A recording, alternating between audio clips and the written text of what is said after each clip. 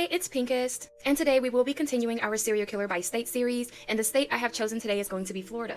Trigger warning, this story involves violent and graphic content, so please watch with care, and may the victims and the departed rest in peace. Christine Laverne Slaughter was born March the 12th, 1963 in Perry, Florida.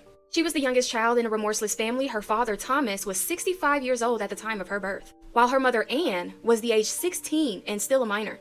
The family was below the poverty line, and Christine did not receive the necessary early childhood support, and because of this, she was considered mentally challenged, and she also suffered from epilepsy. When her parents could no longer afford to support her, and also because of ongoing arguments between them, Christine spent some of her childhood and youth in various orphanages. She also slowly began by killing small animals, especially domestic cats, in order to test their 9 lives. She also often caused the animals to fall from heights as well. In September 1977, the 14-year-old Christine's parents forced her to marry a 20-year-old man, but the marriage, marked by almost daily quarrels and altercations, ended in divorce only after 6 weeks. At the age of 16, she was diagnosed as incapacitated on medical instructions. In order to make money, she began working as a babysitter for neighbors and friends. On February 25, 1980, 2-year-old Cassidy Johnson was sent to a doctor's office in Blountstown, Florida. On February the 28th, 1980, Cassidy died, and an autopsy listed the cause of death as blunt force trauma to the skull. Christine, who had been babysitting her, stated that she had passed out and fallen out of the crib. Of course, the doctor did not believe this, and he did recommend a note to police to investigate her, but however, this note was lost and the case was closed. Shortly after, she moved to Lakeland, Florida, and 2 months later, in early summer 1980, 2 children died under her care.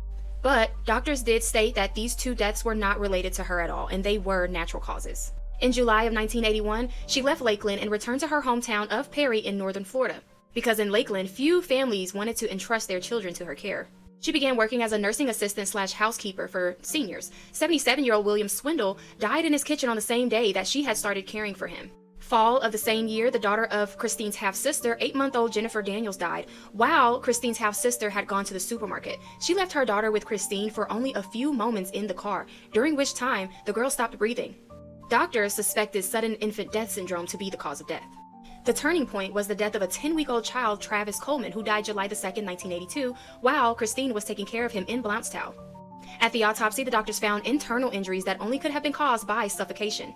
And when the police contacted Christine, she confessed to murdering 3 of the children because she had heard voices telling her to kill the baby. She had suffocated the children with pillows and blankets. Christine was sentenced to life imprisonment in December of 1982, and her confession prevented her from getting the death penalty.